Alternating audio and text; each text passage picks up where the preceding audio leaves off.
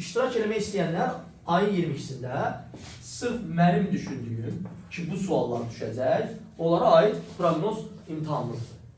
Burada fərq nədən ibarətdir? Uşaqlar soruşur ki, Süleyman müəllim, fərq nədən ibarətdir? Məsələn, bizdə elə tələbə var ki, EVOTK-dan 100 yığıb, gəlir məndən 44% yığıb. Nə tərəf olub bilmirik. O tərəf olub ki, aydındır ki, biz proqnoz verəndə elə suala proqnoz verməlisən ki, o proqnoz düşsə, o sual düşsə, uşaq həmin sualı görüb sevinsin, çətin olsun və sevinə bilsin. Mən məsələn, proqnoz sual kimi versəm trapesiyanın sahəsi, A üstə gəl B bölü 2 vur H, həqiqətən düşə bilər, amma onu imtihana salmağın mənası yoxdur. Niyə mənası yoxdur? Saldım da salmadımsa sən onu olsa biləcəksən də.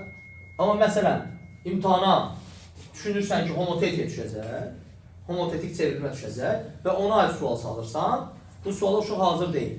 Amma sınavda nə edə bilər? Həmin o sualı öyrənə bilər.